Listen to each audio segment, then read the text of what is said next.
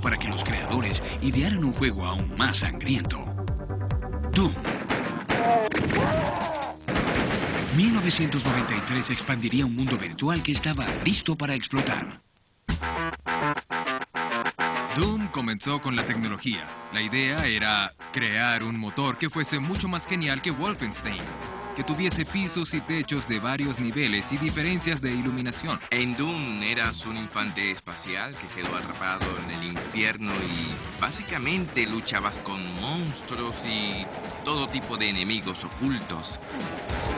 El juego brindó a los jugadores no solo una tasa de cuadros mayor que Wolfenstein 3D, sino más armas y mejores modos de acabar con el mal.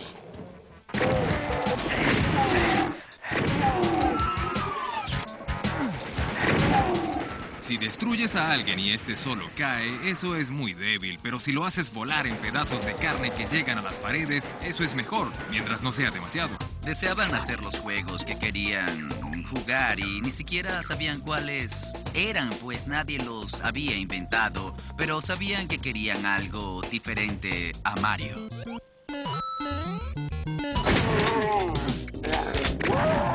El juego de disparos en primera persona, la violencia y la increíble maldad en él se convierte en algo catártico para esos chicos. De nuevo, eso les habla en la forma en que el rock and roll les habló a sus padres. Para ellos expresa algo que ellos mismos no pueden expresar, pero que sienten. Los adolescentes de los años 90 aceptaron este nuevo género oscuro de corazón, gastando casi tanto dinero en videojuegos como en películas.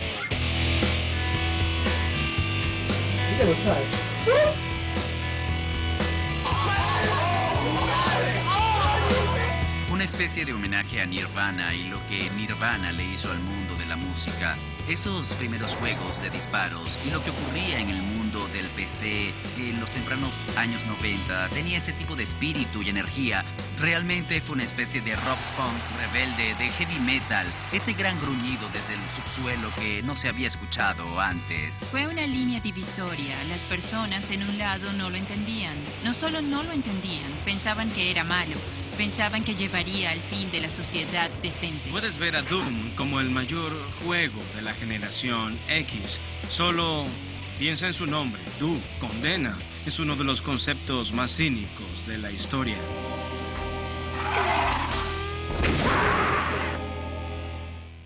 No estoy a favor de cosas de mal gusto en ningún medio. Creo que nuestra sociedad estaría mejor sin ellas. En 1993, el debate sobre la violencia en los videojuegos alcanzó nivel nacional en Estados Unidos cuando el senador Joseph Lieberman guió una serie de audiencias en el Congreso.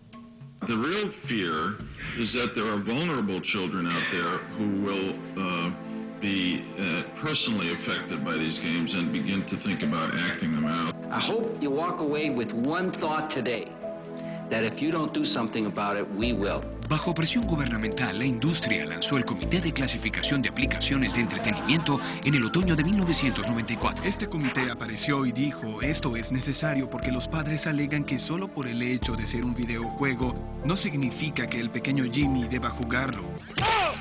¡Ven aquí! Los videojuegos ya no eran solo para niños. En 2002, Japón creó su comité de clasificación, la Organización de Clasificación de Entretenimiento de Computadores, en gran parte como respuesta al creciente erotismo en sus juegos. Pero en Europa adoptaron un sistema de autorregulación. Europa siempre ha sentido que los juegos estadounidenses son muy violentos. Y en Europa eso significa que siempre ha habido reticencia de importadores y fabricantes sobre lo que podemos hacer. Pero los juegos podrían prohibirse en Alemania o Escandinavia por ser violentos. Un evento trágico en la historia estadounidense fue pasto para el debate sobre la violencia en videojuegos. En 1999, Eric Harris y Dylan Klebold le dispararon a 12 de sus compañeros en la secundaria Columbine, en Colorado. Los asesinos luego se dispararon a sí mismos. Ambos eran fanáticos de Doom y lo jugaron sin cesar en las semanas anteriores al tiroteo. Esa fue una horrible tragedia a gran escala. Apareció en la televisión y las personas trataban de entenderlo. Luego, al día siguiente, vimos a la policía salir de las casas de los chicos con una bolsa de plástico y dentro se veía Doom. Después de esa tragedia pensamos, cielos, es escalofriante que practiquen matando cosas como una especie de broma enfermiza.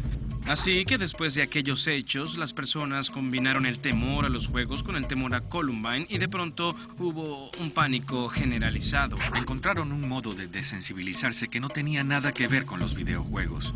Eran a ellos a los que molestaban, eran ellos los que no se sentían comprendidos. Los adolescentes pasan por eso, pero hubo algo especial en ellos, del mismo modo que algunas personas poseen anomalías genéticas.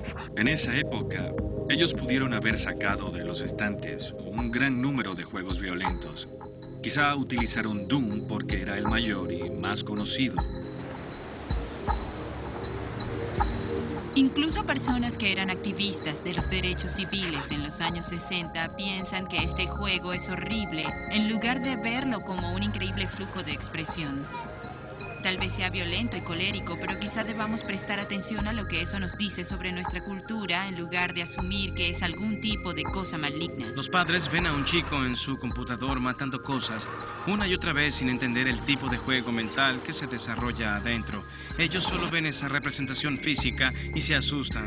Piensan que entrena a sus hijos para matar, pues también existe esa especie de temor a la propia tecnología. No la entienden y están asustados por el hecho de no hacerlo. Los videojuegos son el nuevo rock and roll. Es la nueva cosa mala para ti. En el futuro habrá algo más que será malo para ti y que todos podrán culpar de más muertes.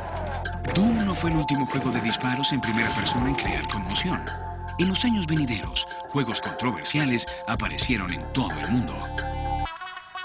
En el Reino Unido, la compañía escocesa Traffic Games exploró el asesinato de John F. Kennedy con la mayor conspiración internacional.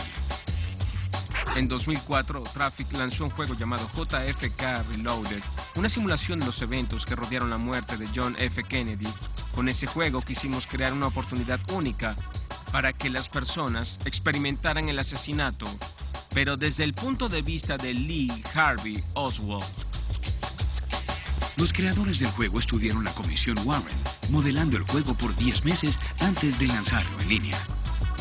Creamos un modelo de balística tan cercano como pudimos a la velocidad precisa de esa bala, el viento que soplaba, la velocidad del auto a esa hora del día, y usamos todos esos factores para crear una simulación tan cercana como fuese posible de los eventos reales. El objeto del juego era mostrarte si la representación de la Comisión Warren de cómo pudo haber ocurrido era correcta o no.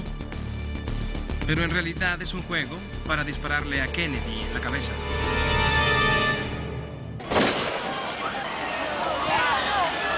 El juego fue popular, pero fue prohibido a causa de las presiones legales ejercidas por la familia Kennedy. Border Patrol es un juego que te coloca en la frontera entre México y Estados Unidos, y el objetivo es dispararle a mexicanos que intentan cruzar ilegalmente. Case Manager le permite al jugador dirigir un campo de concentración nazi, y Super Columbine Massacre RPG le permite ser los asesinos en el tiroteo de la secundaria Columbine. En la superficie estás glorificando a esos dos locos que dispararon en esa escuela. Existe un lado oscuro en la industria de juegos. Igual que la industria pornográfica es a la industria del cine. Puedes nadar en ese sumidero si quieres, y no tienes que hacerlo si no. Man, what these game developers won't do for a buck. Postal 2 quizá es el juego más impactante que haya jugado. Es como una película snuff.